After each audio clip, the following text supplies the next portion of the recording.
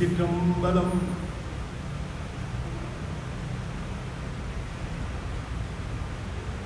ஆடும் வரிவேல் அணி சேவல் என வாடும் பணியே பணியாய் அருள்வாய். தேடும் கயமா முகனை செல்வில் சாடும் தனி யானை சகோ.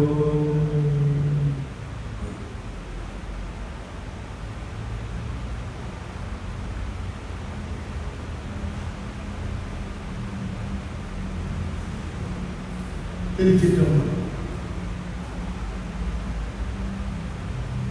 அரோம் ஒரு நான்காகி உருவம் ஒரு நான்காகி அரை இரண்டு மறிவுள்ள உருவகம் ஒன்றாகி முத்திரமும் வழுத்த ஒன்னா பெருவழி கப்பாலாய் உள்ள பொருள் ஈதனவே பெரிதும் சேயும் ஒருவனையே புகழ்ந்தார்கள் அருணகிரி சேவடி போது உலத்துள் வைப்பாம். திருச்சிற்றம்பலம். என்னாருடைய சிவனே போற்றி, என்னாட்டவர்க்கும் இறைவா போற்றி, ஏகம்பத்துரையந்தாய் போற்றி, வாகம் அழுது ஆனாய் போற்றி, பராய்த்துறை மேவிய பரனே போற்றி, சிராப்பள்ளி மேவிய சிவனே போற்றி, அண்ணாமலை மன்னா போற்றி, கண்ணாரமுத கடலே போற்றி, காவாய் கனகத்திரளே போற்றி, கைலை மலையானே போற்றி போற்றி, வெற்றிவேல் முருகனுக்கு அரோகரா. திருச்சிற்றம்பலம்.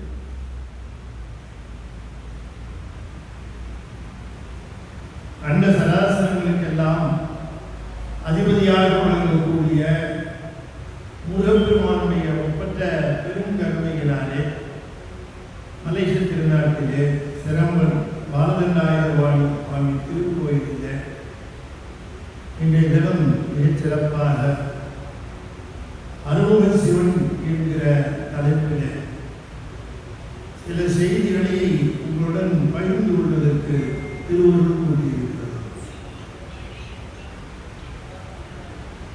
இந்த திருக்கோயிலிலே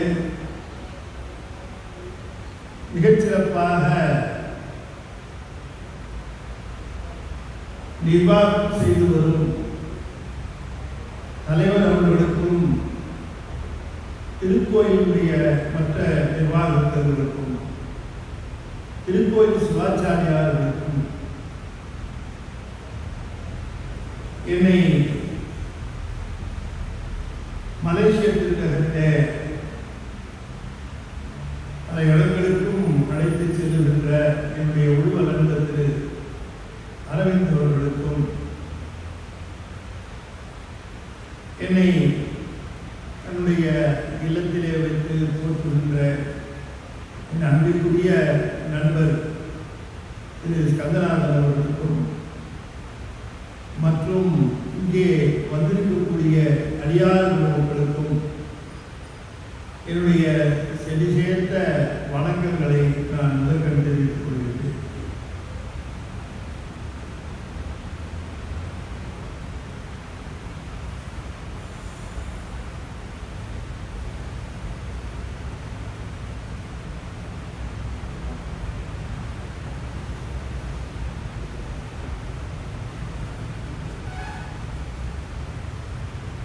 இன்றைய தினம் அருமுக சிவன் என்கிற தலைப்பில் சில செய்திகளை நாம் சிந்திப்பதற்கு திருவருள் கூட்டியிருக்கிறது. இந்த தலைப்பை கண்டு நம்முடைய தலைவர் அவர்கள் தன்னுடைய மகிழ்ச்சியை தெரிவித்தார்கள். இங்கேயும் அதை குறிப்பிட்டார்கள். பெரும்பாலானவருக்கு சிவபெருமானும் முருகனும் வேறு வேறு என்கிற கருத்திலே இருக்கின்றதை நாம் பார்க்கிறோம். சிவபெருமானுடைய புதல்வன் முருகப்பெருமான், எனவே சிவனுக்கு பின்புதான் முருகன் என்று பலரும் முருகனுடைய அந்த நிலையை குறித்து பல ஐயங்களை எழுப்பார்கள். ஆனால் அடிப்படை உண்மையாக முருகன் என்பது என்ன, ஆறுமுகன் என்பது என்ன, ஐந்து முகம் என்பது என்ன என்கிற செய்திகளை நாம் தெளிவாக தெரிந்து கொள்ள வேண்டும். சிவனும் முருகனும் வேறு வேறா? சிவன் தான் முருகனா? சிவனும் முருகனும் ஒரே நிலையா என்றெல்லாம் நாம் பல கேள்விகளை கேட்கிற பொழுது இந்த கேள்விகளுக்கெல்லாம் நம்முடைய சாத்திரத்திலே, நம்முடைய புராணங்களிலே அற்புதமாக பதில்கள் தந்திருக்கிறார்கள். இப்ப அந்த செய்திகளை பற்றித்தான் நாம் இங்கே சிந்திக்க இருக்கிறோம். 6 முகங்களை கொண்டவன் முருகப்பெருமான். சிவபெருமானுக்கு 5 முகங்கள். சிவனிடமிருந்து முருகன் வந்தான் என்று சொல்லுகிற பொழுதே 5 முகங்களில் இருந்து 6 முகங்கள் எப்படி வந்திருக்க முடியும்? அவரையிலிருந்து எப்படி துவரை வரும்? சிவபெருமானுக்கு 6 முகங்கள் இருந்திருந்தால் தானே சுப்பிரமணியராக வந்த முருகனுக்கும் 6 முகங்கள் இருக்க முடியும் என்று நாம் யோசித்து பார்க்கிற பொழுது கந்தபுராணத்திலே முருகனுடைய திரு அவதாரம் பேசுகிற பகுதியில தேவர்கள் எல்லாரும் சென்று சிவபெருமானிடம் முறையிடுகின்றார்கள்.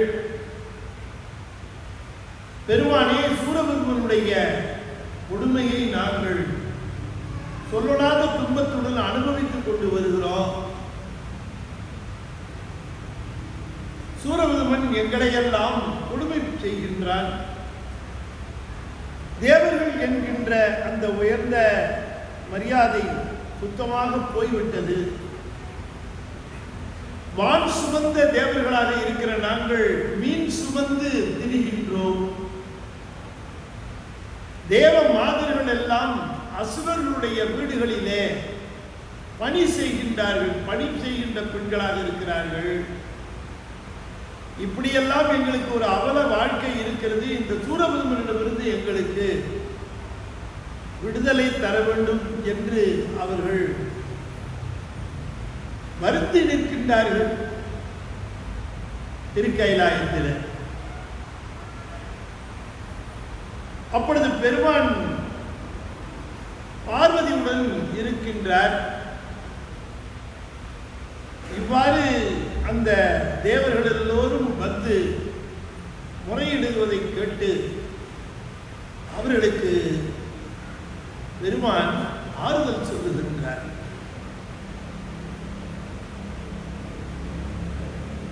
நீங்கள் எல்லோரும் இந்த துன்பத்தை அனுபவிப்பதற்கு காரணம் தக்கன் வேள்வியிலே நீங்கள் கலந்து கொண்டதுதான். சிவனை நிந்தனை செய்கின்ற வேள்வியிலே சென்று கலந்து கொண்டீர்கள். தவறு செய்கிறவனுக்கு மட்டுமல்ல தண்டனை, தவறு செய்கின்றவன் கூட இருக்கிறவனுக்கும் தண்டனை உண்டு. தவறு செய்கின்றவனுக்கு ஆதரவாக இருக்கிறவனுக்கும் தண்டனை உண்டு. ஆகையினாலே நீங்கள் அந்த தக்கனுடைய வேள்வியிலே நீங்கள் கலந்து கொண்ட காரணத்தினாலே உங்களுக்கு இந்த வினைப்பயன் வாய்த்தது.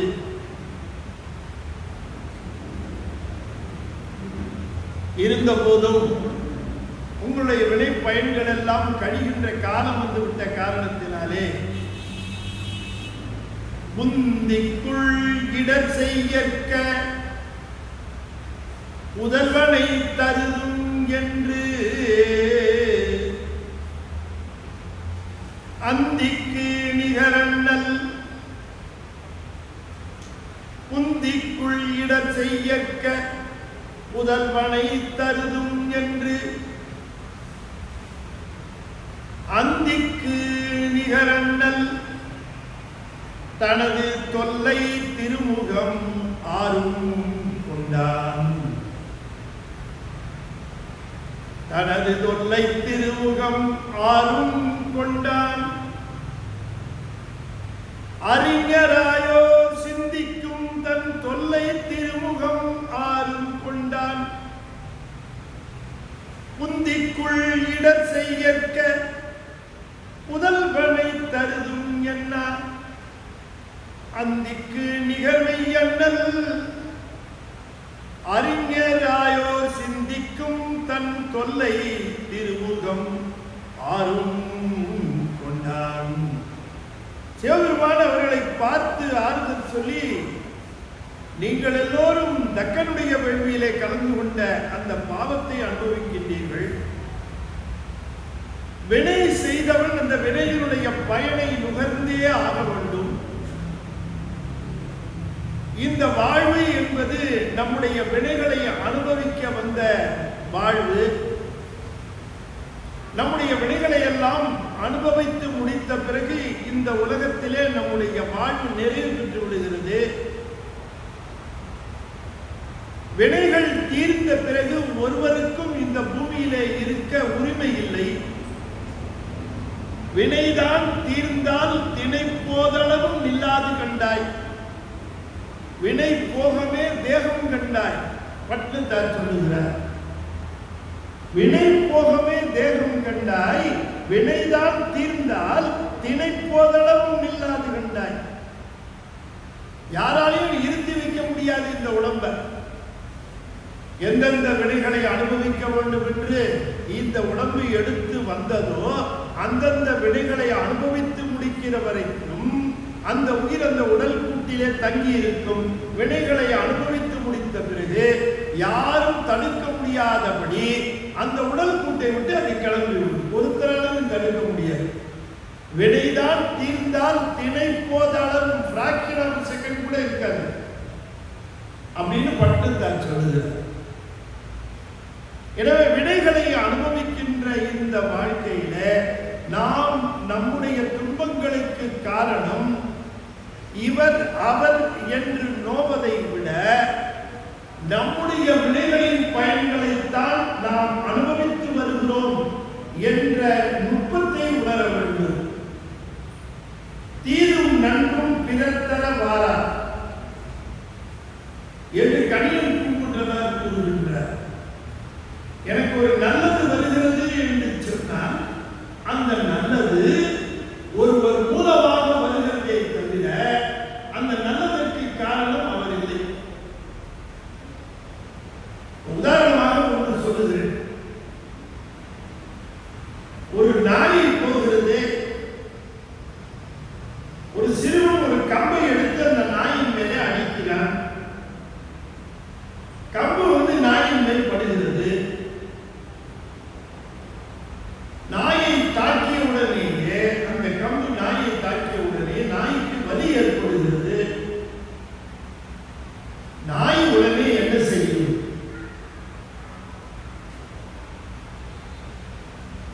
நான் கஷ்டமான கேள்வி கேட்கிறேன். ரொம்ப காமனா ஒரு கொஸ்டின் கேட்கிறேன். நாய் மேல பையன் கம்பை விட்டேன், கம்பு நாய் மேல படுது. நாய் உடனே என்ன பண்ணும்? சொல்லலாம்.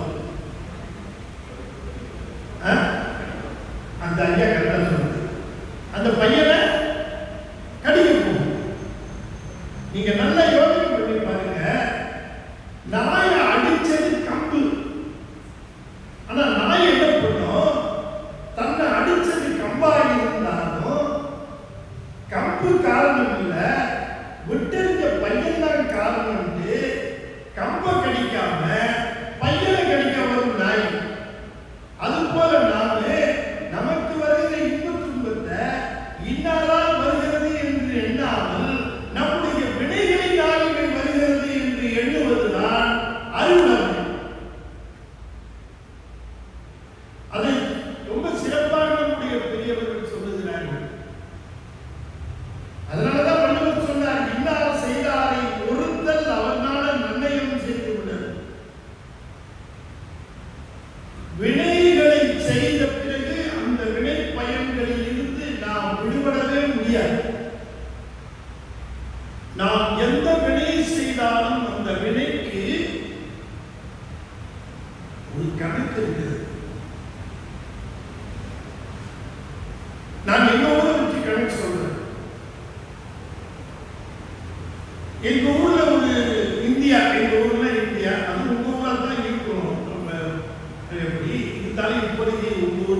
மகிழ்ச்சியா? எங்க ஊர்ல தமிழ்நாட்டில்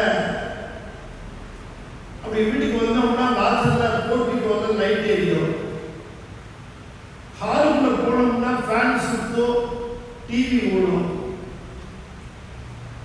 அப்படியே கிச்சன்ல போனா எக்ஸாஸ்ட் ஃபேன் ஓடும், பெட்ரூமுக்கு போனா அங்க ஏசி ஓடும், அப்படியே பேக்யார்டு போனா மோட்டர் ஓடும். எல்லாத்துக்கும் சேர்த்து வெளியில மீட்டர் ஓடும். நீங்க வீட்டுக்குள்ள என்ன போட்டாலும் அது வெளியில மீட்டர்ல ஓடிட்டு இருக்கும். நான் சொல்ல முடியுமா இன்னைக்கு ராத்திரி முழுக்க ஈபி காரங்களுக்கு தெரியாமலேயே நான் ஒரு ஃபேனை ஓட்டிட்டேன் அப்படின்னு சொல்ல முடியுமா? வேண்டாம். அது அங்க கணக்கு தேடிட்டு நாம இங்க என்ன போட்டோம். அது போல நாம இந்த உலகத்துல என்ன நினைச்சாலும் சரி, என்ன சொன்னாலும் சரி, என்ன செஞ்சாலும் சரி, மேல ஒரு மீட்டர் ஓடிக்கிட்டே இருக்கு. நம்ம யாருக்கும் தெரியாம செஞ்சுட்டோம்னு ரொம்ப பேர் நினைக்கிறாங்க. தொழுது தூமலர் தூவி துதித்து நின்று அழுது காமுற்று அரற்றுகின்றாரையும் பொழுது போக்கி புறக்கணிப்பாரையும் எழுதும் கீழ்கணக்கு இன்னம்பர் ஈசனே. தொழுது தூமலர் தூவி துதித்து நின்று அழுது காமுற்று அரற்றுகின்றாரையும் பொழுதுபோக்கி புறக்கணிப்பாரையும் எழுதும் கீழ்கணக்கு இன்னம்பர் ஈசனே. நல்ல தெளிவா தெரிந்து கொள்ள வேண்டும். அப்பர் சுவாமிகள் சொல்லுகிறார், இந்த பூமியிலே நாம் செய்கிற கணக்கு அத்தனையும் மேலே பதிவு செய்கிறார் சிவபெருமான். எல்லா கணக்கையும் அவர்தான் வைத்திருக்கிறார். அதனால இங்க கீழே யாராவது உன் கணக்கை நான் வச்சிருக்கிறேன்னு சொன்னா நீங்க எப்படி நம்ப முடியும்? சிவபெருமான் அவங்ககிட்ட தான் கணக்கு கொடுத்துட்டாரா? சிவன் ஒருத்தர்கிட்ட தான் நம்ம கணக்கு இருக்கு. அந்த கணக்கை மாற்றத்துக்கோ அல்லது அதை சரி பண்றதுக்கோ இருக்கிற உரிமை சிவன் ஒருவனுக்கு தான் உண்டு. இந்த பூமியில யாருக்கும் கிடையாது. நமக்கு துன்பம் என்றால் சிவனிடம் தான் முறையிட வேண்டும். சிவன் பேரல்ல, முருகன் பேரல்ல, முருகனிடம்தான் முறையிட வேண்டும். எனவே தேவர்கள் வந்து முறையிட்டார்கள், தேவர்கள் எல்லோரும் முறையிட்டார்கள். சுவாமி சொன்னார், அறிஞர் ஆயோ சிந்திக்கும் தன் தொல்லை திருமுகம் ஆளும் கொண்டார் குந்திக்குள் இட செய்யக்க. கவலைப்படாதீங்க, சாமி சொன்னார் தேவருக்கு, கவலைப்படாதீங்க. குந்திக்குள் நீங்க உங்களுடைய சிந்தையிலே கவலை கொள்ளாதீர்கள். குந்திக்குள் இட செய்யக்க புதல்வனை தருதும் நான் குமாரனை தருகின்றேன் என்று சொல்லி என்ன செய்தார்? குந்திக்குள் இட செய்யக்க என்று புதல்வனை தருதும் என்ன அத்திக்கு நிகழ்யங்கள் அறிஞராயோ சிந்திக்கும் தன் தொல்லை திருமுகம் ஆறும் கொண்டான். 5 முகங்களோடு இருக்கிறான் சிவபெருமான். வடக்கே வாமதேவம், தெற்கே அகோரம், கிழக்கே தத்புருஷம், மேற்கே சத்யோசாதம், சற்று மேல் நோக்கி ஈசானம் என்கிற முகம். இந்த 5 முகங்களோடு விளங்கிய சிவபெருமான் 6வது முகத்தையும் எடுத்தார்.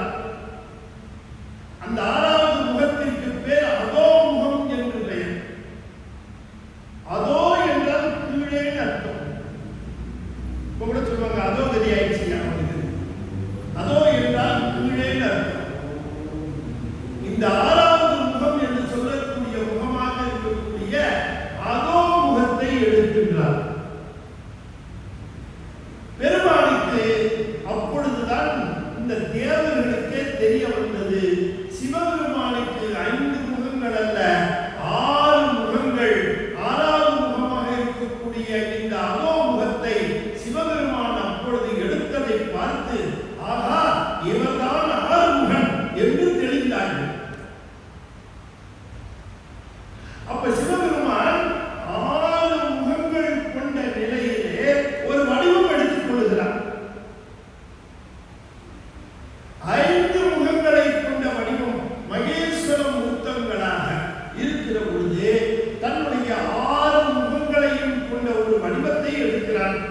அந்த வடிவம் தான் சுப்பிரமணியன். எனவே சிவபெருமானே 6 முகங்களையும் 12 கரங்களையும் கொண்ட ஒரு வடிவம் எடுத்து வந்த காரணத்தினாலே சிவனே முருகனாக வந்தான் என்று கந்தபுராணம் பேசுகிறது. நாம சிவனிடமிருந்து கந்தன் வந்தான் என்று சொல்லுகிறோம். இல்லை, சிவனே கந்தனாக வந்தான். அதை சொல்லுகிற பொழுது சொல்லுகிறார், அருவம் உருவும் ஆகி அநாதியாய் பலவாய் ஒன்றாய் பிரமமாய் நின்ற சோதி பிழம்பது போர் மெய்யாக கருணை கூர் முகங்களால் கரங்கள் 12 கொண்டே ஒரு திரு முருகன் வந்து ஆண்டு உதித்தனன் உலகம் உய்ய. இந்த ஒரு பாட்டு இருக்கு இல்லைங்களா, இந்த ஒரு பாடலை கேட்கிறவர்களுடைய செவி புண்ணியம் செய்த செவி.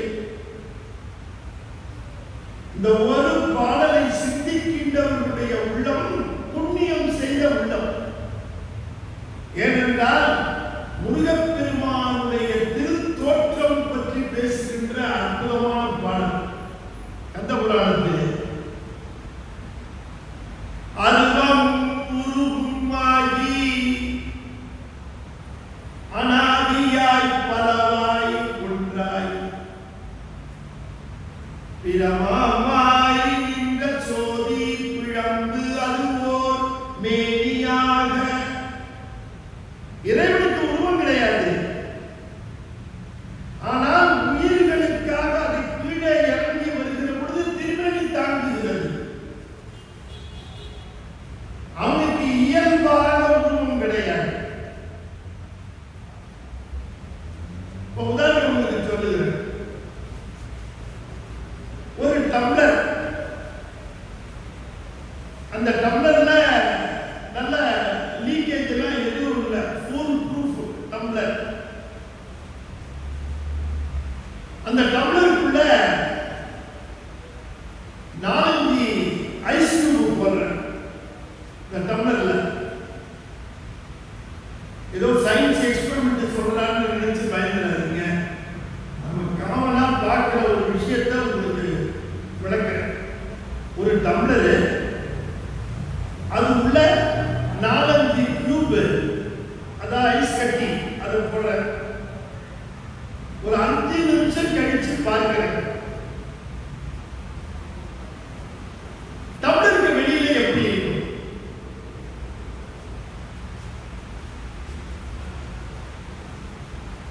என்ன இவரோட பெரிய விவகாரமா போச்சு. ஏதாவது சொல்லுவாரு கேட்கலாம் அப்படின்னு வந்தா ஏதோ கேள்வி கேள்வி. இது சொற்பொழிவா மட்டும் இருக்கக்கூடாது, இன்டராக்ஷனாகவும் இருக்கணும் இல்லையா? நான் சொல்றதை நீங்க ஃபாலோ பண்றீங்களாங்கிறது ரொம்ப முக்கியம். இல்லைன்னா நான் பாடி வண்டியை வேகமா எடுத்துட்டு போயிட்டு நீங்க ஒரு இடத்துல இருந்தா என்ன பயன்? நான் சொல்றது புரியுதா? டம்ளரு உள்ளுக்குள்ள ஐஸ் கட்டி 5 நிமிஷம் கழிச்சு டம்ளருக்கு வெளியே பார்த்தா என்ன இருக்குன்னு கேட்குறேன். தண்ணி இருக்கும். இப்ப டம்ளர் லீக் ஆகல, டம்ளர் உள்ளுக்குள்ளதான் ஐஸ் கட்டியை போட்டேன், வெளியில இருந்து தண்ணி வந்தது.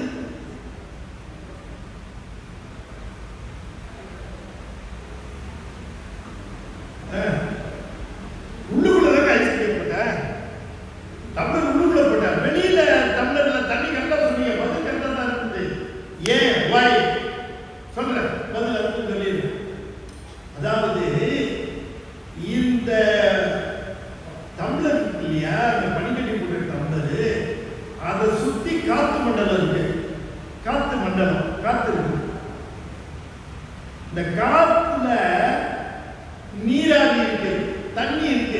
In water vapour.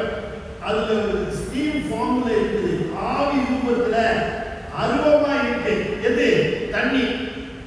இந்த டம்ளருக்குள்ள நீங்க ஐஸ் போட்ட உடனே இந்த டம்ளர் என்ன ஆகுது, அதனுடைய மேற்பரப்பு ஜில்லுன்னு ஆயிடுது, டெம்பரேச்சர் கீழே வந்துருது.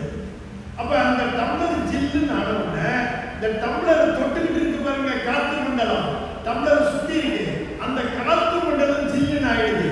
அப்படி ஜில்லுன்னு ஆன உடனே அந்த காத்துக்குள்ள இருக்கிற தண்ணி இருக்கு பாருங்க, அது வேப்பரா இருந்தது இல்ல, அது வாட்டரா ஃபார்ம் ஆயிடுச்சு. அருவமான வேப்பர், அருவமான நீர், நீராவியாக இருந்த நீர் இப்போ உருவம் கொண்டு தண்ணீர ஆயிடுச்சு. அப்படி அருவமாக இயல்பாக இருந்த தண்ணி எப்படி குளிர்ச்சியினாலே அது உருவம் எடுத்ததோ, அது போல அருவ நிலையிலே இருக்கக்கூடிய பரம்பொருள் அடியார்களுடைய அன்புங்கிற குளிர்ச்சியில உருவம் எடுத்து திருமேனி எடுத்துக் கொள்ளுகிறார். இதுதான் காரணம். அவர்கள் மேனி எடுப்பது என்பது, திருமேனி கொள்வது என்பது தடத்தம், செயற்கை. இயற்கையாக இறைவனுக்கு உருவம் கிடையாது. அதத்தான் சொல்லுகிறார், அதுவும் உருவமாகி அனாதியாய் பலவாய் ஒன்றாகி பிரமமாய் நின்ற சோதி பிழம்பு அதுவோர் மேனியாக. அந்த பிரம்மம் என்கிற சோதி இருக்கே, அது திருமேனியாக ஆயிற்று முருகப்பெருமான். இப்ப நம்ம உடம்பெல்லாம் சப்த தாதுக்களால் ஆனது. அப்படியே ஆகும் அந்த உடம்பு இல்ல, அது திருவருள் மேனி. முருகனுடைய திருமேனி என்பது திருவருளினால் ஆனது. மூர்த்தங்கள், மாகேஸ்வர மூர்த்தங்கள் எல்லாமே திருவருள் மேனிகள், தடத்த வடிவம். அருவம் உருவமாகி அனாதியாய் பலவாய் ஒன்றாய் பிரமமாய் நின்ற சோதி பிழம்பு அதுவோர் மேனியாக கருணை கூர் முகங்கள் ஆறு முகங்கள் 12 கரங்கள் கொண்டே ஒரு திரு முருகன் வந்து ஆங்கு உதித்தனன் உலகம். அப்ப முருகப்பெருமான் எங்கிருந்து வந்தான் என்று கேட்டால், அவன் சிவனிடமிருந்து வந்தான் என்று சொல்லக்கூடாது. சிவனே முருகனாக வந்தான் என்றுதான் நாம் சொல்லணும். ஏனென்றால் 6 முகங்கள் கொண்ட சிவபெருமானுக்கு அந்த 6 முகம் கொண்ட மூர்த்தம் தான் சுப்பிரமணிய மூர்த்தம். அவருடைய வடிவம் தான் அது சிவபெருமான். அதை திருமூலர் ரொம்ப அழகா சொல்லுகிறார். 9வது தந்திரத்தில் சொல்லுகிறார், நிரம்ப பேரு திருமுறைகளை ஏற்றுக்கொள்கிறவர்கள் முருகனை முழுமுதற் பொருள் என்று ஏற்றுக்கொள்வதில்லை என்றவர் சொன்னார். அது தவறு. முருகன் சிவபெருமானே. அதை திருமூலர் சொல்லுகிறார், 6 முகத்து அது பதி தான் என்றும். திருமந்திரம் சிவபெருமானுடைய நூல் தானே, அதுல சொல்லுகிற பொழுது சொல்லுகிறார், திருமூலர் சொல்லுகிறார், 6 முகத்து அதிபதி தான் என்றும். இந்த 6 முகம்னு பேர் சொல்றதுக்கு பாருங்க, அது ஒரு பெரிய புண்ணியம். 6 முகம் 6 முகம் 6 முகம் 6 முகம் 6 முகம் என்று கூறி ஆகமணி மாதவர்கள் பதமலர் சுடுமணியார்கள் பதமே துணையது என்று நாளும் எருமையில் வாகனகுகா சரபணாயன ஈசையன மானமுனதி என்று மோதும் ஏழைகள் வியாகுலம் இதேதனவினாவில் உன்னை எவர் புகழ்வார் மறையும் என் சொல்லாதோ. அன்னைக்கு சொல்ல வருகிறார், பாட வருகிற பொழுது திருநீர் அணிகிற பொழுது திருநீரை எடுத்து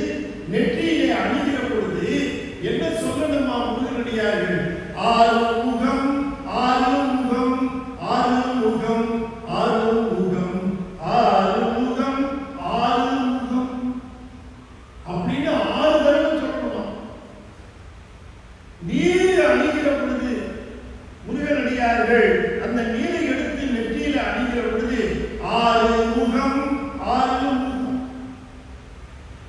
நம்ம நெற்றியில திருநீர் அணிகிற பொழுதுதான் நமக்கு நிறைய விஷயம் ஞாபகத்துக்கு வரும். திருநீரை எடுத்தப்பறம் அந்த பாலா போன பால்காரன் வந்தாங்க, இந்த கேட்டை சரியா சாத்துறீங்களா இல்லையா? திருநீர் பூசும்போது சாமிக்கே சந்தேகம் வந்து யாரும் சொல்லுவாங்க பாலா போன. நீர் பூசுகிற பொழுது நீர் வெறுமனை கை பூசி பிரயோஜனம் இல்லை, சித்தை முருகனுடைய திருவடியில் நிற்கிறோம். அப்பதான் அது நீர், இல்லைன்னா வெறும் வெள்ளை அடிக்கிறோம் அர்த்தம். மந்திரமாவது நீர் வானவர் மேலது நீர் சுந்தரமாவது நீர் துதிக்கப்படுவது நீர் தந்திரமாவது நீர் சமயத்தில் உள்ளது நீர் செந்துவர் வாயுவை பங்கன் திவ்யாலவயம் திருநீரே. ஆறுமுகம் ஆறுமுகம் ஆறுமுகம் ஆறுமுகம் ஆறுமுகம் ஆறுமுகம் என்று பூதி ஆகமணி மாதவர்கள் சாமி சொல்ல வராரு. திருநீர் பூசுகிற பொழுது 6 தடவை ஆறுமுகம்னு சொல்லு அப்படின்னு சொல்ல வராரு. இப்ப நானா இருந்தா அதை எப்படி எழுதியிருப்பேன்னா, ஆறுமுகம் என்று 6 தடவை ஓதி நீர் அணிக அப்படின்னு சொல்லியிருப்பேன். ஆனா அவர் அப்படி சொல்லல, அவர் 6 தடவை அவரே சொல்றார். ஆறுமுகம் ஆறுமுகம் ஆறுமுகம் ஆறுமுகம் ஆறுமுகம் ஆறுமுகம் அப்படின்னு பாட்டு 6 தடவை சொல்றாரு. ஏப்பா 6 முகம்னு 6 தடவை சொல்லி இப்ப திருநீர் பூசுப்பா அப்படின்னு சொல்லிட்டு போயிருக்கலாம். ஆனா அவரு அது ஒரு வாய்ப்பா பயன்படுத்தி 6 முகத்தை 6 தடவை சொன்னார். யார் ஒருவர் 6 முகத்தை 6 தடவை சொல்லி நீர் அணிகிறார்களோ அவர்களுக்கு பகை அண்டாருங்க. சண்டை போடலாம்னு உங்ககிட்ட வந்தா கூட உங்க நெற்றியில் இருக்கிற திருநீரை பார்த்துட்டு வணங்கிட்டு போயிடும், வணங்கிட்டு போயிடும். அதை சொல்லுகிற ஆகமணி மாதவர்கள் பாதமத சூடுமணி. சார் எனக்கு இந்த 6 தடவை சொல்லி திருநீர் பூசுறது கொஞ்சம் கஷ்டமா இருக்கும் போல இருக்கு சார் அப்படின்னு சொன்னா அந்த வழி சொல்றேன். நம்ம தான் எல்லாத்துக்கும் சாத்தியா சொல்லுவோங்க. அது கஷ்டமா இருக்குன்னு சொன்னா ஒண்ணு செய்ய அப்படின்னு நீ 6 தடவை சொல்லி திருநீர் பூசல பரவாயில்ல, 6 தடவை சொல்லி திருநீர் பூசுறாங்கல்ல அவங்க திருவடியை வணங்கிட்டு போயிட, நீ அவங்கள வணங்கி இருந்த இல்லையா? அவரு அவ்வளவு ஒரு தெளிவா சொல்லி தருகிறார். அப்ப 6 முகங்கள் 12 கரங்கள் சிவபெருமான் ஒரு திருவடிவும் எடுக்கின்றார். சிவன் வேறு அல்ல, சுப்பிரமணியன் வேறு அல்ல. சூரபத்மனுக்கு அத்தனை விதமான வரங்களையும் தந்தது யார்? சிவபெருமான். சிவபெருமான் கொடுத்த ஒரு வரத்தை யாராவது மாற்ற முடியுமா? நீங்க சொல்லுங்க. சிவபெருமான் ஒரு வரம் கொடுத்திருக்கிறார், அந்த வரத்தை ஒருத்தர் மாற்ற முடியுமா? கட்ட முடியாது. சிவனே மாற்றதான் உண்டு. ஆனால் சூரபத்மனுக்கு கொடுத்த அத்தனை வரங்களையும் முருகன் மாற்றுகிறார் என்று சொன்னார். அப்ப சிவன் வேறல்ல, முருகன் வேறல்ல என்பது நமக்கு தெரியும். சிவனே முருகன், முருகனே சிவன். அது நம்ம தெளிவாக தெரிந்து கொள்ள வேண்டும். ஆகையினாலே 6 முகங்களோடு சிவசுப்பிரமணிய மூர்த்தத்தை எடுக்கின்றான் சிவபெருமான். அப்படி போருக்கு வருகின்றார், சூரபத்மனோடு போர் செய்ய வருகின்றார் முருகப்பெருமான். சூரபத்மன் சிவபெருமானிடம் வரம் பெற்ற காரணத்தினாலே அகந்தையோடு இருக்கின்ற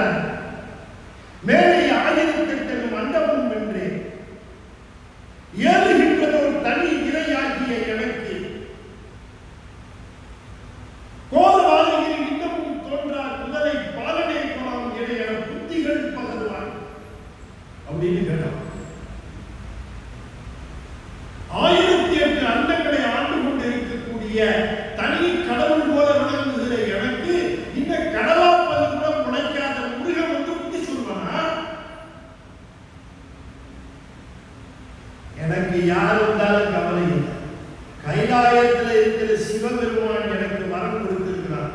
இந்த சிறுவர்கள் இந்த இளைஞர்கள் வந்து என்னை ஒன்றும் செய்ய முடியாது அப்படின்னா இருப்பாங்க. உங்க முருகன் வந்து என்னை பண்ண முடியும், எனக்கு சிவபெருமான் வரம் கொடுத்திருக்க. வீரபாகு சொன்னா முட்டா பையன், சிவபெருமான் வேறு இல்ல, முருகன் வேறு இல்லடா. 9 கோடி மைலுக்கு அப்பால இருக்கு சூரியன் பூமியில் இருந்து. ஆனா அதனுடைய கிரணங்கள் இங்க கை கிட்டக வருது. சூரியன் எங்கேயோ 9 கோடி மைலுக்கு அப்பால இருக்கு, அது வேணா அப்பால இருக்கலாம். ஆனா கையில இங்க கையில நம்ம மேல படுவது என்ன? கிரணம். இந்த கிரணம் வேறு, சூரியன் வேறா? அதுபோல சிவபெருமான் அங்கே கைலாயத்தில் இருக்கலாம், ஆனால் அவருடைய சோதி போல இங்கே முருகன் வந்திருக்கிறார். மணியிடைவன் கதிவன் திறம் போல் என்று குறிப்பிடுகிறார்.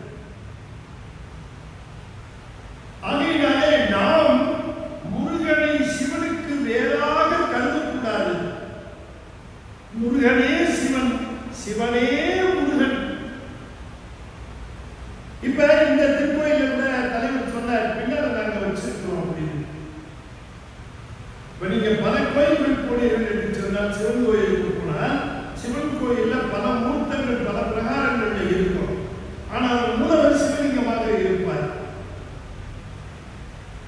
உருவ நிலைகளிலே வழிபட்டுக் கொண்டே வருகிற போது மூலவர் அருவுருவ நிலையாக வந்து நிற்கும். அத்தனை உருவங்களும் சேர்ந்து அங்கே போய் சங்கமமாகிறதுன்னு அர்த்தம். எனவே அருவ நிலையில இருந்த அந்த பெருமான் அருவுருவ நிலையில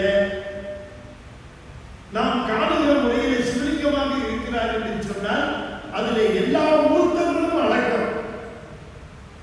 அதிலே எல்லா மூர்த்தங்களும் அடக்கம். அதனாலதான் வெளியில மூர்த்தங்கள் இருக்கும். ஆனா சன்னதி உள்ளுக்குள்ள அந்த கருவறைக்குள்ள போனா அருவுருவமா சிவலிங்கம் நிற்கும். அதுக்குள்ள எல்லாமே அடக்கம். எனவே சிவன் வேறு முருகன் வேறு என்று நாம் கருத முடியாது. சிவனே முருகன், முருகனே சிவன். அதை திருமூலர் சொல்லுகிறார், 6 முகத்து அதிபதி தான் என்றும் 6 முகத்து அதிபதி தான் என்றும் கூறு சமயத்து குருவரன் தான் என்றும். ரொம்ப பேர் மலேசியாவில் சிவபெருமான் வந்து சில பேர் சிவபெருமான் தான் முழுவதற்கு பொருள், முருகன் கிடையாதுன்னு சொல்லுறது. தயவுசெய்து இந்த பாட்டுக்கு என்ன அர்த்தம்னு சொல்லணும். இது திருமந்திரம் தானே. இப்ப திருமந்திரத்தை ஏற்காம இருக்க முடியுமா? சிவபெருமானுடைய 12 திருமுறைகளை 10ஆம் திருமுறையாக விளங்கக்கூடிய திருமந்திரத்துல திருமூலர் தெள்ள தெளிவாக சொல்லுகிறார், 6 முகத்து அதிபதி தான் என்றும். 6 முகங்களுடைய அதிபதியாக இருக்கக்கூடியவன் நான் தான். யார்? சிவபெருமான். கூறு சமய குருவரன் தான் என்றும். சமயங்கள் எத்தனை வேணாலும் இருக்கலாம். அத்தனை சமயங்களுக்கு முழுமுதற்குள்ளாக விளங்குகிறவன், குருவாக விளங்குகிறவன் சிவபெருமான். குருவாய் வருவாய் அருள்வாய் குகனே என்கிறார். அப்ப அந்த கூறு சமய குருவரன் தான் என்றும். தேர்வர், தேர்வர் யார்? தேர்வர் நல்ல ஞானம் உடையவர்கள். 6 முகத்து அதிபதிதான், 6 சமயங்களுக்கும் குருவாக விளங்குகிறவன் என்று தேர்வர். தேரில் கொண்டம்பலத்து ஆடும் பெருமான் எப்படின்னா, வேறற அண்ணல் விளங்கி நின்றானே. அதை உணர்ந்தவர்களுக்கு நன்றாக தெரியும்.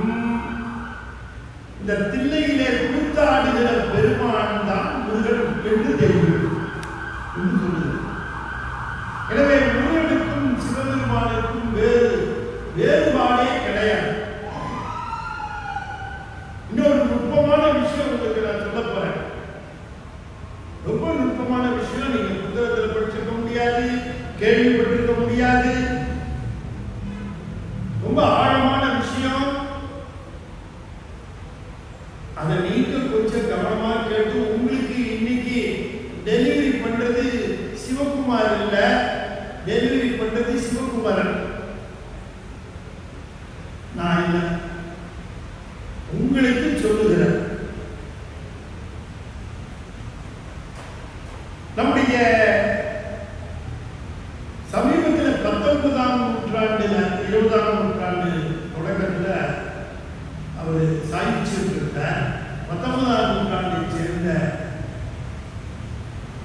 1850 சாமி ஸ்ரீமத் பாம்பன் சுவாமிகள் முருகனை நேர்லையும் கனவுலையும் பல தடவை கண்டவர். முருகனை நேர்ல பார்த்தவர். முருகனை பற்றிய நூல்கள் 6666 பாட்டு எழுதினவர். முருகனுடைய திருவருளை பெற வேண்டும் என்றால் சுலபமான வழி ஸ்ரீமத் பாம்பன் சுவாமிகள் போன்ற அருளாளர்களுடைய திருவடியை பற்றிக் கொள்ளுதல். நான் வரலாறு முழுக்க எழுதியிருக்கிறேன். அற்புதமான ஞான வரலாறு. இந்த புத்தகம் பேரே அருள்முக சிவன் பேர். அந்த நம்ம சாமி தான் சொன்னார். அருணகிரிநாதரும் ஸ்ரீமத் பாம்பன் சுவாமிகளும் தான் சொன்னாங்க, முருகன் பேர் அல்ல, சிவன் பேர் அல்ல, ஐமுக சிவனே அருள்முக சிவன்.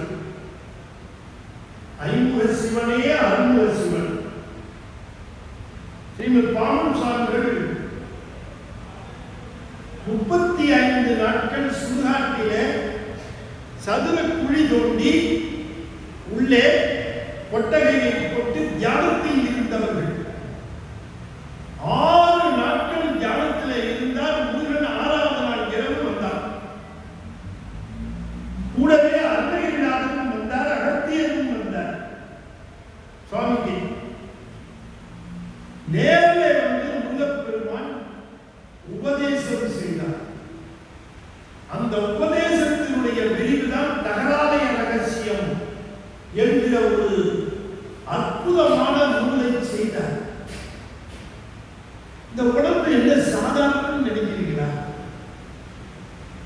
இந்த உடம்பு எத்தனை மதிப்பு வாய்ந்தது. இது வெறும் இட்லி தோசை திங்கிறதுக்காக வந்ததா? இது வெறும் சாம்பார் சாதம் தயிர் சாதம் சாப்பிடுறதுக்காக வந்ததா? இந்த உடம்பு இந்த உடம்பு 8-10 மணி நேரம் படுக்கையில கிடந்து நிம்மதியா தூங்குறதுக்காக வந்ததா? இந்த உடம்பு எப்படிப்பட்ட உடம்பு?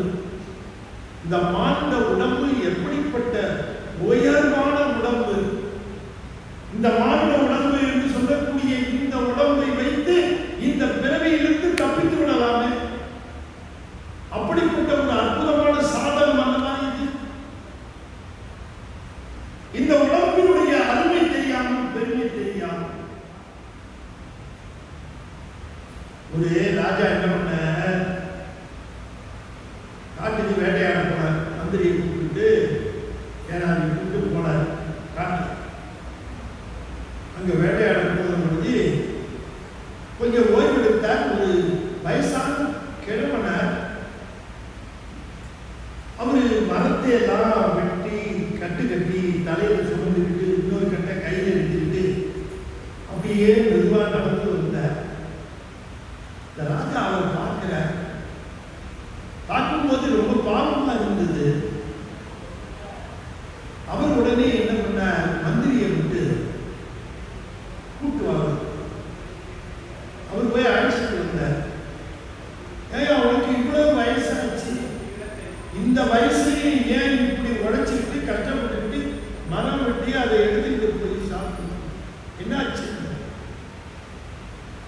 அவர் சொன்னார், சாமி எனக்கு 3 பசங்க, 3 பசங்களும் என்னை காப்பாற்றுவாங்கன்னு நினைச்சோம் நானும் என் மனைவியும்.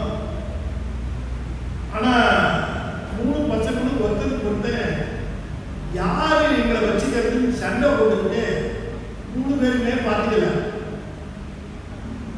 என் மனைவி என்ன நம்பி இருக்கிறார், நாங்கள் பட்டி கிடைக்க முடியுமா? அதனால இந்த காட்டுக்கு ஏதோ மரத்தை வெட்டி இந்த மரத்தை கொண்டு போய் எரிச்சு கரியாக்கி அந்த கரியை கொண்டு போய் விற்பேன், 4 காசு கிடைக்கும். நானே மனைவிதான்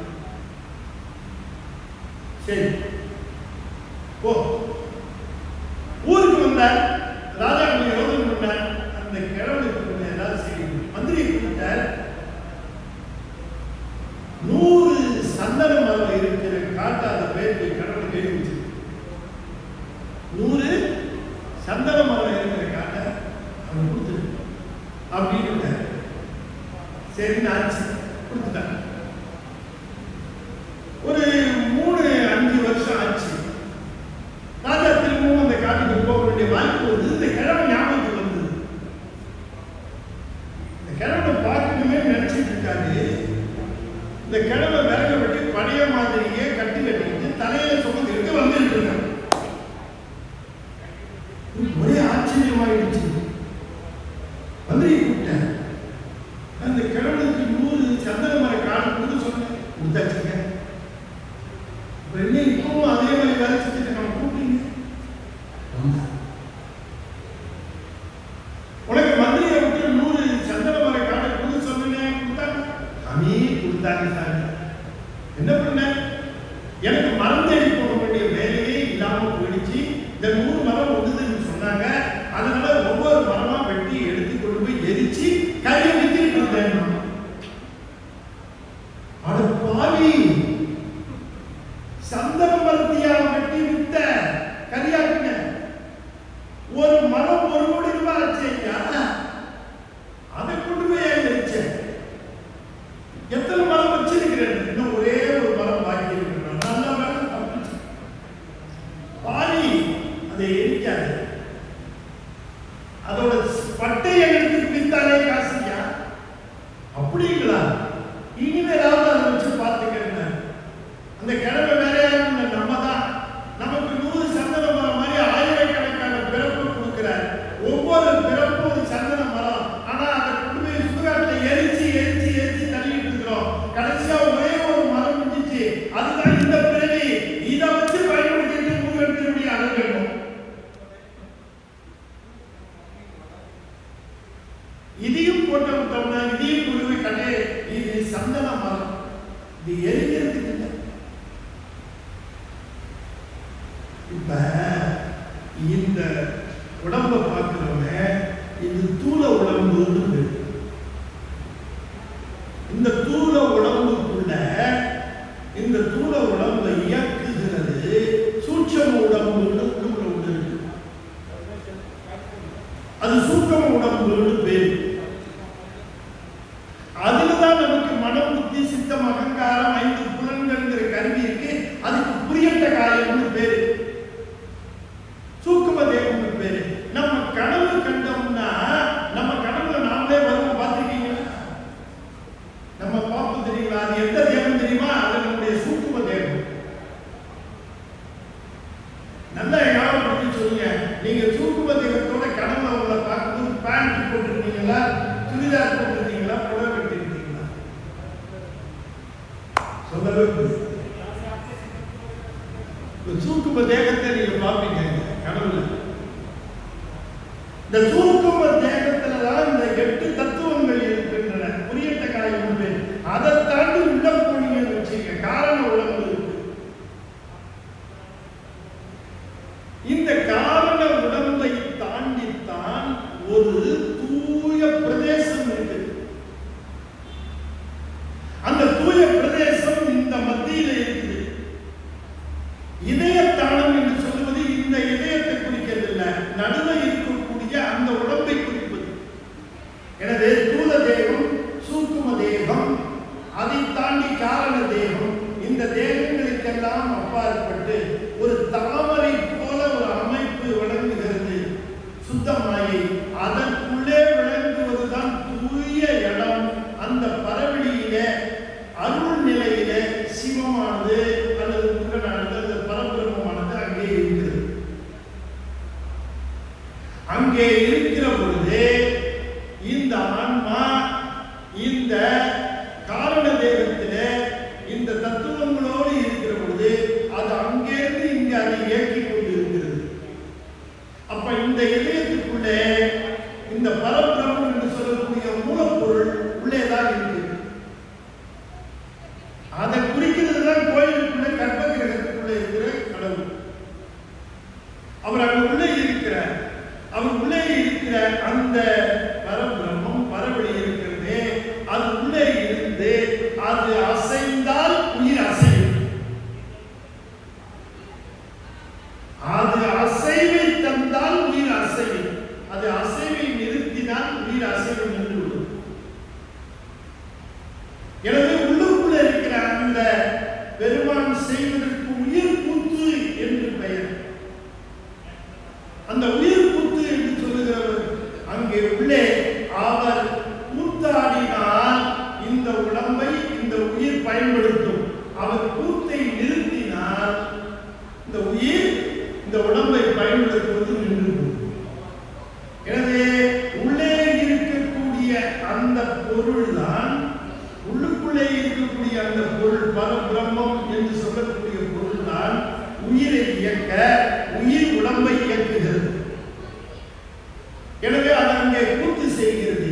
அப்படி அங்கே உள்ளே இருக்கிற பொருளுக்கு என்ன பெயர் என்று சொல்லுகிறார் நம்முடைய பாமன் சுவாமிகள்? குகேசன் என்று சொல்லுகிறார். அவருக்கு என்ன பேரு? குகேசன். குகேசன் என்றால் குகையில் இருப்பவன் என்று பொருள். குகையில் இருக்கிறவன் முருகன் ஒருவன் தான். அவன் ஒருவனுக்குத்தான் குகன் என்கிற பெயர். வேற எந்த கடவுளுக்கும் குகன்கிற பெயர் கிடையாது. முருகன் ஒருவனுக்குத்தான் குகன் என்கிற பெயர். பூதிசேர் உயிர்கள் உள்ள குகைதொரும் பொருந்தும் ஆற்றால் சோதியாம் செக்கர் வேட்டு குகன் என்று ஒரு பெயர் உண்டு என்று ஸ்ரீமத் பாமன் சுவாமிகள் சொல்லுகிறார். முருகனை தவிர வேறு யாருக்கும் குகன் பேரு? குகன்னா குகையில் இருப்பவன். இந்த குகையில இருக்கிறான். அவன் ஆடினால் இது ஆடும். அங்கே அவன் குகன் பேர். வெளியில பிரபஞ்சம் இயக்குகிறது. பிரபஞ்சத்தை இயக்குவது பரபிரம்மம் தான். எப்படி உயிரை இயக்குகிறதோ அதுபோல பிரபஞ்சத்தை இயக்குகிறது. சூரியன் வருகிறான், சந்திரன் வருகிறான், வளர்கிறான், தேய்கிறான். எத்தனையோ செயல்கள் நடக்கிறது.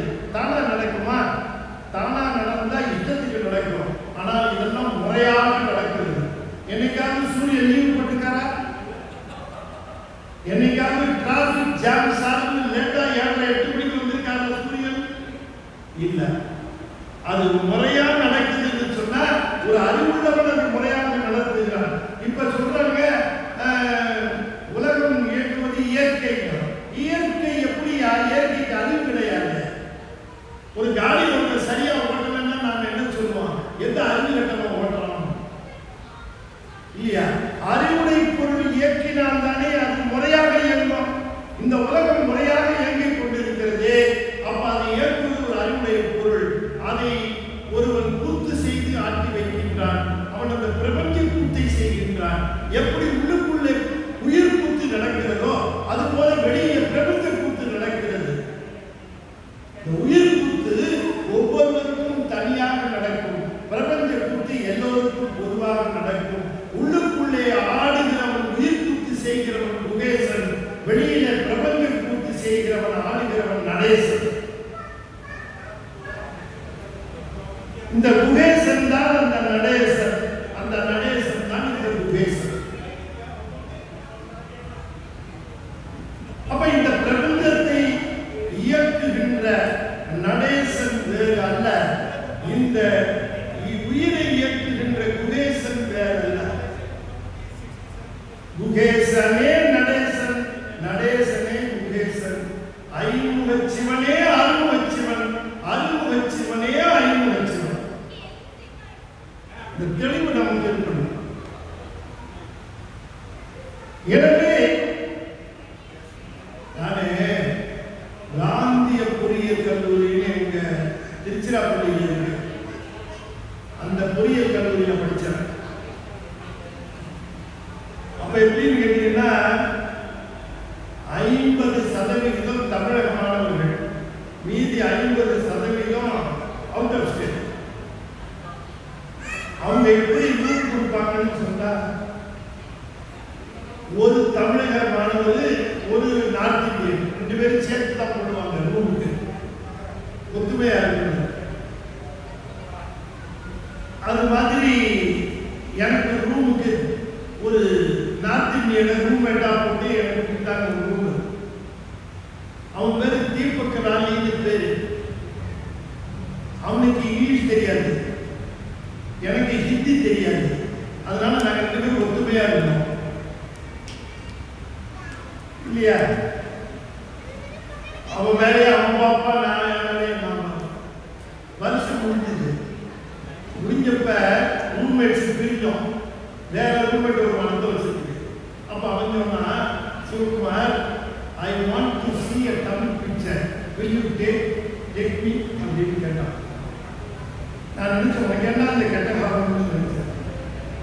இருந்தாலும் எனக்கு ஒரு தமிழ் படம் பார்க்கணும்னு சரி, நான் கல்லூரியில் படிக்க காலம் கூட்டிட்டு போறேன்னு சொல்லிட்டு அவனை கூட்டிட்டு போனேன். அவரு திருவரம்பூர் பக்கத்தில் ஒரு தேட்டரில் ஒரு படம் ஓடிச்சு. இந்த தமிழ் படத்தை கூட்டிட்டு போனேன். அது சிவாஜி கணேசன் நடிச்ச படம். அவரு அப்பாவும் பிள்ளையுமா நடிச்சிருக்காரு இந்த படத்துல. அப்பாவாவும் பிள்ளையாவும் நடிக்கிறாரு. படம் பேர் ஞாபகம் இல்லை. சரி போனோம், அந்த படத்துக்கு டீ வாங்கி போனோம். உள்ள போனோடனே படம் ஸ்டார்ட் ஆச்சு. நான் அவனுக்கு எக்ஸ்பிளைன் பண்ண ஆரம்பிச்சேன். C mister Deepak Rani, this fellow stop. I will be able to understand. No interpretation is required. I can follow the picture now. ஏன்னா தமிழ் பிக்சரு, ஹிந்தி பிக்சரு எல்லா கதையும் ஒரே மனநெட்டு தானே. அது 2 பெரிய சஸ்பென்ஸ் வந்துருக்குது. அதனால நீ கதையெல்லாம் ஒன்று சொல்லாத, நானே பார்த்துக்கிறேன்டா. நல்லதாக போச்சு, விட்டேன். படம் முடிஞ்சது. படம் முடிஞ்சதுக்கு அப்புறம் வெளியில வந்து how did you enjoy the picture கேட்டேன். எப்படி அப்படின்னு சொன்னா, இந்த அப்பாவா நடிச்சவருக்காலே பிரமாதமா நடிச்சார். பிள்ளையா நடிச்சவர் கொஞ்சம் சுமாரா தான் நடிச்சாரு. நான் சொன்னேன், டேய், அப்பாவா நடிச்சதும் பிள்ளையா நடிச்சதும் ஒரே ஆக்டர் தான். No, I will not believe. That fellow is different, this fellow is different. அப்பா அவர் உண்மையா தான் நடிச்சார். புள்ள அவன் சுமாரா தான் நடிச்சார். நான் எவ்வளவோ சொல்லி பார்த்தேன், அவன் கேட்கல. கடைசி வரைக்கும் அப்பா வேற புள்ள வேறன்னுட்டான். எனக்கு அப்பதான் தோணுச்சு, ரொம்ப பேருக்கு ஒரே பரபிரம்மம் தான். அது சிவனாவும் வந்தது, முருகனாவும் வந்து டபுளாக்கி போட்டுட்டு இருக்கு அப்படின்னு சொல்லிட்டு இருந்தா ரொம்ப பேருக்கு தெரியல. அப்பா வேற புள்ள வேறன்னே ஆர்கியூ பண்ணிட்டு இருக்காங்க. 2 பேரும் ஒருத்தர் தான். ஒரே பரபிரம்மம் 5 முகங்களோடு ஒரு மூர்த்தமாகவும் 6 முகங்களோடு ஒரு மூர்த்தமாகவும் விளங்குகிறது. அதனால தான் சொன்னார் பெருமான் திருமல தேவநாயனார் சொல்லுகிற பொழுது, இந்த உண்மையை, இந்த அடிப்படை உண்மையை தெளிவாக உணர்ந்து கொள்ள வேண்டும். அப்படி தேரில் அம்பலத்தான் ஆடுகின்ற அம்பலத்தவன் இருக்கிறானே, அவன் வேறுபாடில்லாமல் விளங்கி நின்றானே. அதனால முருகனுக்கும் சிவனுக்கும் வேறுபாடு கிடையாது. அருமுக சிவனாக வழிபடுகின்றவர்களுக்கு அவன் ஆறுமுகனாக இருந்து அருள் செய்கின்றான். ஐமுக சிவனாக வழிபடுகின்றவர்களுக்கு அவன் ஐமுக சிவனாக இருந்து வழிபடுகின்றான். அவனேதான் குருவாக வருகிறான். சிவபெருமான் குருவாக வருவதைத்தான் குருவாய் வருவாய் அருள்வாய் குகமே என்று குறிப்பிடுகின்றார். எனவே இந்த அற்புதமான இந்த நம்முடைய சைவ சமயத்தினுடைய ஒரு அடிப்படை உண்மை, ஆறுமுக சிவனும் ஐமுக சிவனும் இருவரும் வேறு வேறு அல்ல. ஒரே பரபிரம்மத்தினுடைய 2 வெளிப்பாடுகள் என்கிற அந்த உண்மையை நாம் தெரிந்து கொள்ள வேண்டும். இதைத்தான் நம்முடைய அருமைநாதன் சொன்னார். சொல்லுகிறது குறிப்பாக சொல்லுகிறார், நாம் இந்த முருகனை வணங்குகிற பொழுது அதற்கென்று ஒரு தனி நெறி இருக்கிறது என்று நினைக்கக்கூடாது. சைவ சித்தாந்தம் தான் முருகனுடைய நெறியாகவும் விளங்குகிறது. முருகனை தனியாக கௌமாரன் என்று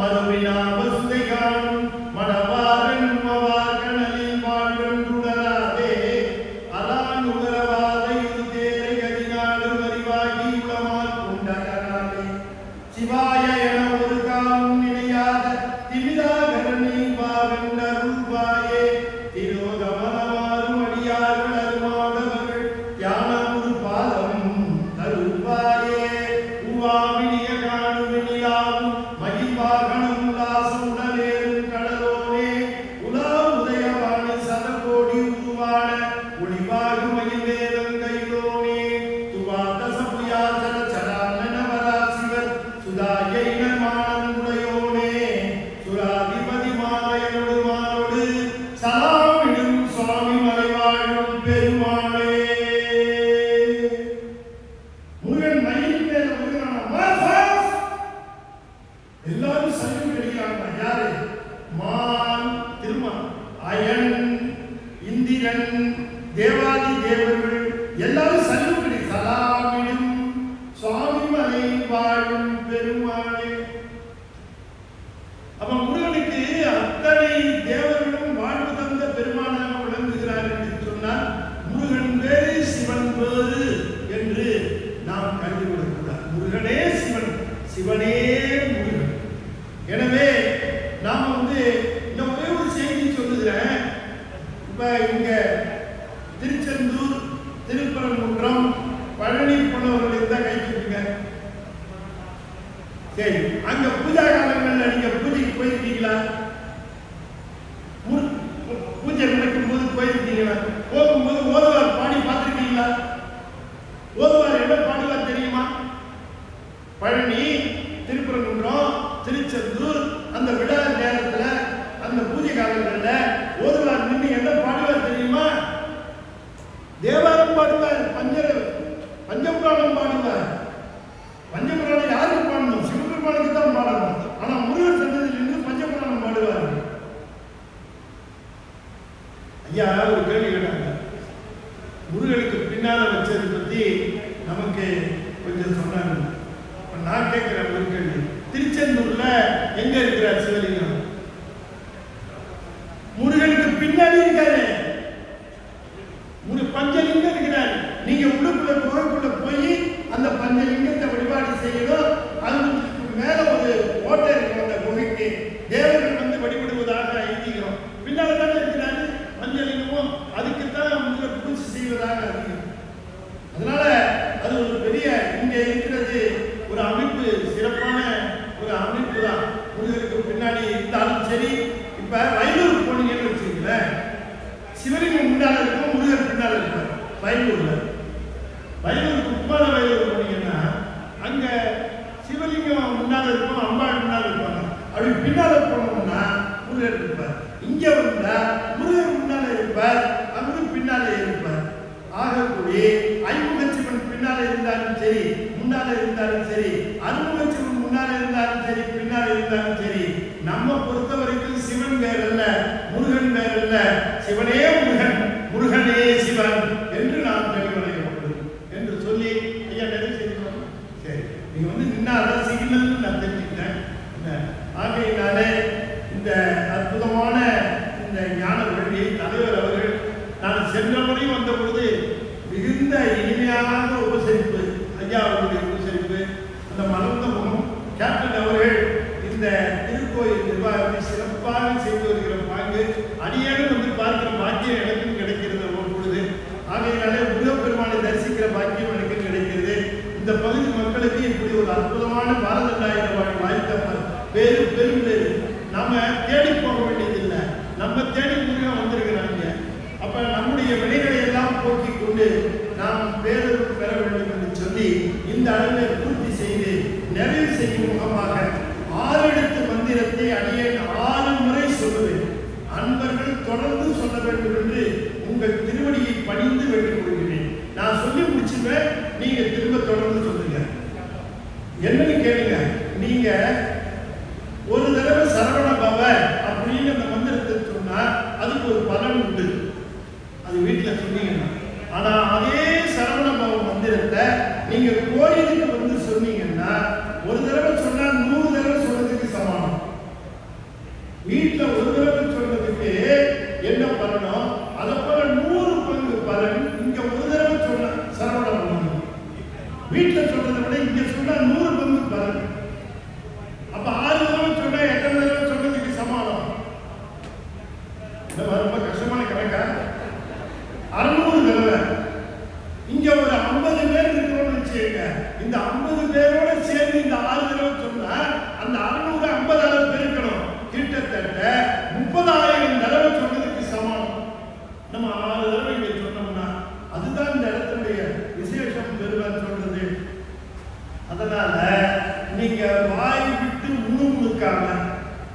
வாயை திறந்து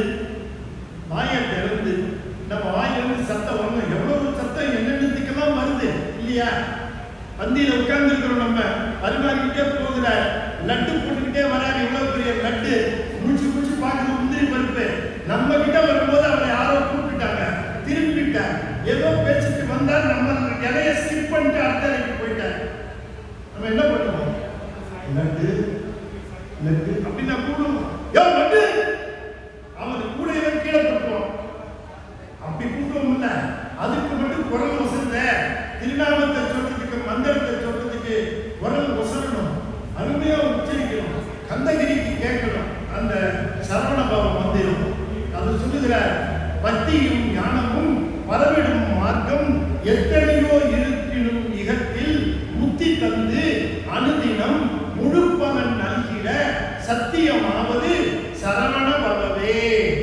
திரும்ப காமன் சாமி சொல்றாங்க, சரவண பவங்கிற மந்திரம் சத்தியமாவது சரவண பவே என்று சொல்லுகிறார். அப்படி ஆகி வந்த அந்த மந்திரம் சரவண பவ. ஓம் சரவண பவ, ஓம் சரவண பவ, ஓம் சரவண பவ, ஓம் சரவண பவ, ஓம் சரவண பவ, ஓம் சரவண பவ.